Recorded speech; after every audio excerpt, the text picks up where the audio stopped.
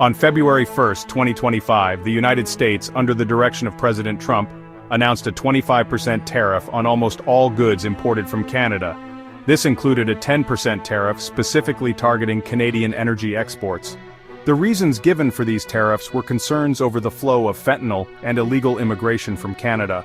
However, data supporting these claims remained minimal. Canada responded swiftly with retaliatory tariffs of their own.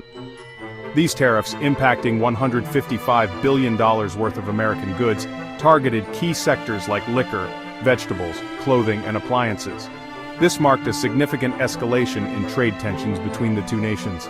The close economic relationship between the US and Canada, already strained in recent years, faced a new and immediate threat. The tariffs, impacting billions of dollars worth of goods, had the potential to disrupt deeply integrated supply chains. Businesses and consumers on both sides of the border braced for the impact.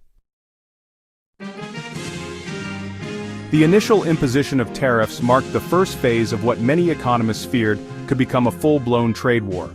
This initial phase was quickly followed by escalation, as both sides doubled down on their positions. Further tariffs and non-tariff barriers were considered, including restrictions on critical mineral exports and government contracts. These actions sent shockwaves through the global market, raising concerns of a broader economic downturn. The economic impact of these actions was immediate and far-reaching. In the US, consumers faced higher prices on everyday goods, from gasoline and groceries to clothing and appliances. Industries reliant on Canadian imports, particularly lumber for housing construction, experienced disruptions and price hikes.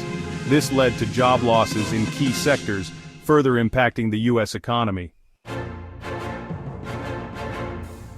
The political reactions to the escalating trade war were swift and divided.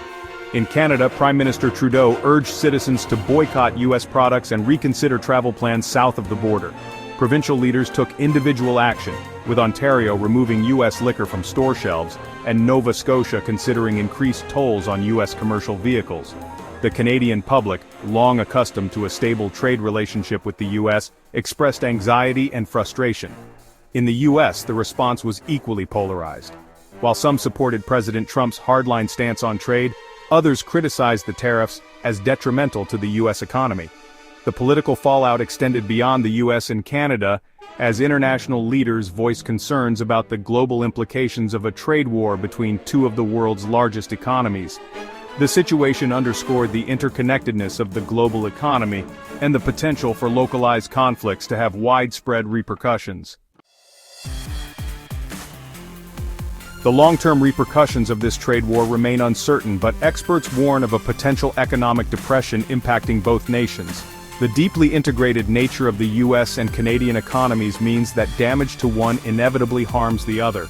The tariffs, coupled with disrupted supply chains and decreased consumer spending, could lead to a prolonged recession, marked by high unemployment, reduced economic output, and financial instability. Furthermore, the conflict threatens to undermine the already fragile state of global trade. The rules-based system that has governed international commerce for decades is being challenged by protectionist policies and tit-for-tat tariffs. This erosion of trust and cooperation could have far-reaching consequences, hindering economic growth and stability on a global scale. As the trade war continues, the potential for a lose-lose scenario for both the US and Canada, and indeed the world, becomes increasingly apparent.